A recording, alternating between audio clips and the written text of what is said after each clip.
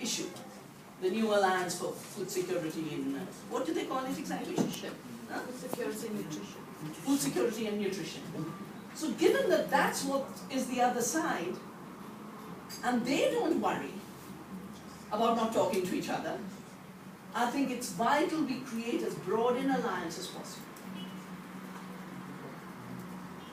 Of course, at the heart of it, because of the economics of how food production works, and this is an issue I'll address much more in the afternoon, I think our strongest issue is that the FAO recognizes that 72% food comes from small farms. So we are the majority economy. We are small, but we are big in terms of the contribution. The public relations spin of industry is they are the providers of food. And that is where you need a lot of alliances to keep breaking those myths. I've seen that they've created a whole alliance of the corporations for spreading misinformation. And that's why what you were trying to design in communication is extremely important for the alternative message. So the food sovereignty of the producers becomes key, and within that becomes key the rights to resources. Because how do you produce without soil and land if there's land grab? How do you produce seed as Monsanto's intellectual property and no more in the hands of farmers? So seed sovereignty becomes vital to food sovereignty. How do you produce if your water is being grabbed just as much as the land is being grabbed? So the rights to resources issue becomes very, very intimate.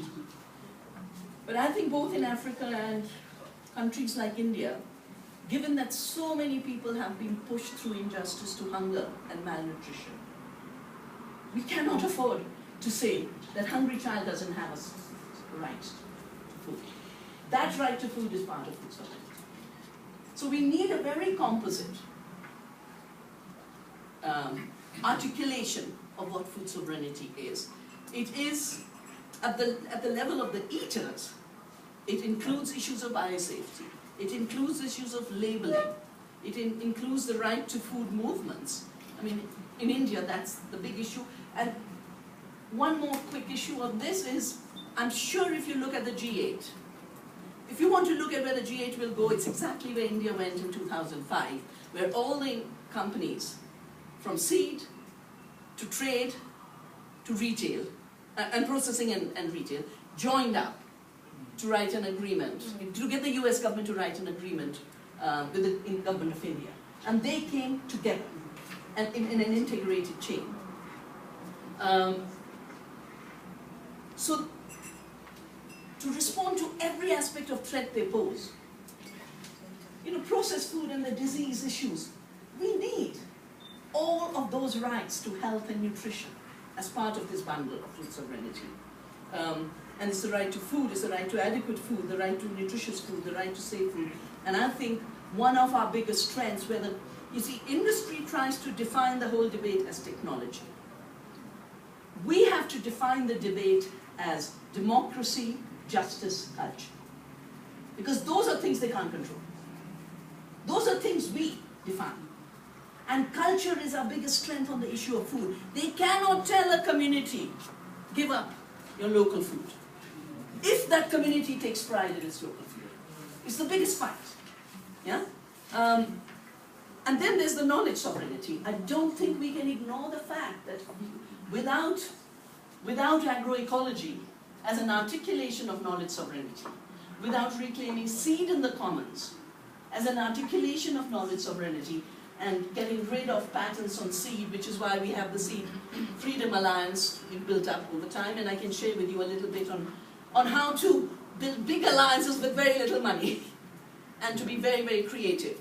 So the knowledge sovereignty is where agroecology comes from, so we need the link between agroecology and food sovereignty. We've got to find anyone, whether it's a grandmother with knowledge of good farming practices, or it's a scientist in a local college, invisible but very knowledgeable. We can't say they can't be part of this network. And the time has passed. The time has long gone for what I call silo politics. Yeah? Where we keep trying to define things out You know, we now need to define things in. Food sovereignty is about, and let's forget leadership as singular. If biodiversity is our teacher, then leadership is biodiverse. It is plural. It is equal in plurality. And in being equal in plurality, it has to be cooperative, not competitive. So that's at least my little bit of understanding. And I want to just tell you that I brought some books. They're with Milan. The GMO banana. I brought a few of them. And I think here we have the knowledge sovereignty is so vital, whether it's golden rice or this. It's so easy with our biodiversity, with our knowledge from the ground and our own cultures, to show how stupid they are. You know, they're trying to write the big thing of, we bring new knowledge. And we have to show you bring stupidity. Our mothers and grandmothers have much more knowledge. And these are the kinds of messages that should come out from the communication and the website. We've also done this poisons in our food because India's had some of the worst disasters related to chemical. Bhopal, 30,000 dead. Endosulfan, 1,000 dead. Cancer train leaving the Green Revolution area of Punjab. Whole train daily full of cancer patients. And what they're bringing you in terms of the Green Revolution, we've got all the outcome. So don't let them sell it to you as they sold it to India in '65. Because we have the lessons of India. The book I did in '84 because of the Green Revolution disaster. I brought copies so that the different regions can take these copies. All the less, I mean, this is going to be worse here because they introduced the Green Revolution in India, in Punjab, the land of the 5 rivers. But they'll introduce it here everywhere, including dry lands. And it's going to be a disaster like you can't imagine. And finally, and this is something, you know, there was the think tank group that was discussed. I think we just need to start doing far more assessments of our own systems. This is what we did with more than 100 farms, practicing agroecology and biodiverse farm. And first we took the biodiverse output, then we converted it into nutrition tables, which are official tables. And there's enough nutrition we could produce in India with the same amount of land without increasing acreage for 2 Indias. Africa could probably produce 3 times more nutrition by avoiding monocultures and avoiding chemicals.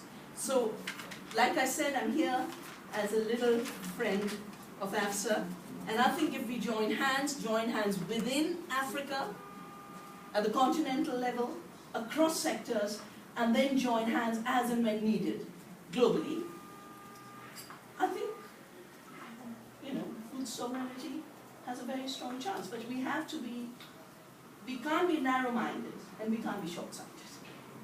We've got to be broad-minded and far-sighted, with urgent actions. And on the actions, let me just conclude, that might have taken more than 5 minutes. You know, for decades we've been doing October actions. And we've always picked 2nd October, which is Gandhi's birth anniversary, up to 16th October, which is World Food.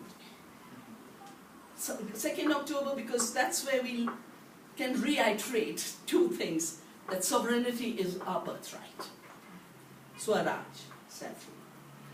And interestingly, Gandhi wrote his book on Swaraj, sailing on the ship from England to South Africa.